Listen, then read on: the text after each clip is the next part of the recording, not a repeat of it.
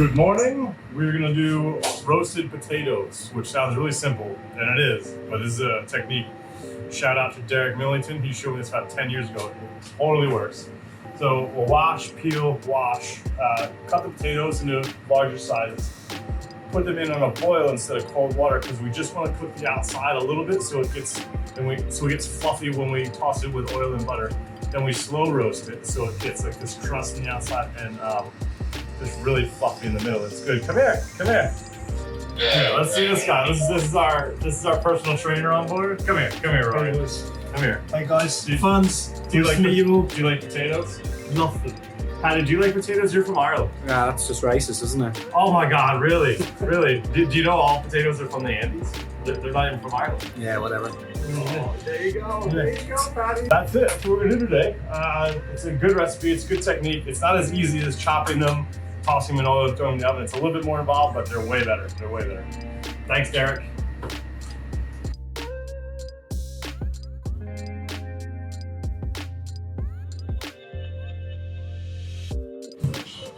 We put the potatoes in boiling water because we want the outside to be fluffy and the inside to just still be hard, because we're going to slow roast it in the oven for an hour.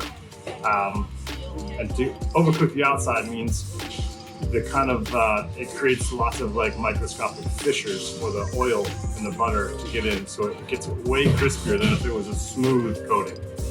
That might not make any sense, and I might not be explaining that right, but that's what was explained to me, and it definitely worked. Potatoes out of the boiling water.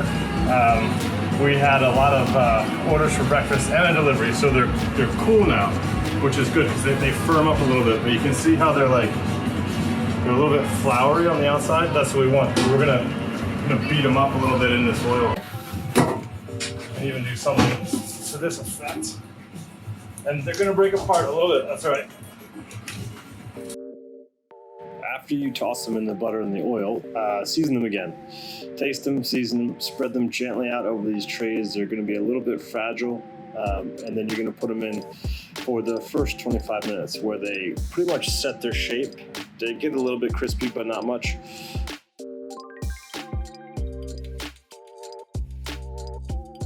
And then you can combine them on one tray because they're hard now. They're a little more durable. You can really chuck them around. Save some space, combine them into one tray, and then you can go for the last 25 minutes. Those little pieces are the chef treats.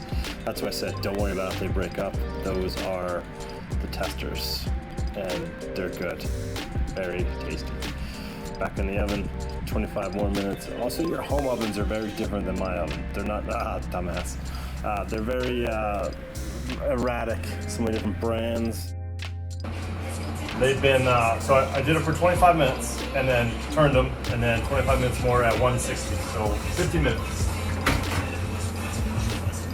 Now I'm gonna cook these a little bit more when I'm about to serve them. But they get really crispy. These are still screeching hot, and they stay really like fluffy inside. Good technique. I encourage you to try it. If it works for you, post it. If it doesn't work for you, post that too, because then we can make fun of you. Help you do it the right way. What do you think, Paddy? Those are potatoes. You love potatoes. I've never seen them before. Really? Yeah, it's weird. Are you a potato-tarian? The only Irishman in the world that doesn't like spuds? Nah, I doubt it. There's others like you. Not many. Not many. All right, that's the quarantine kitchen COVID-19 tip of the day. Try it. I hope it helps. Bye.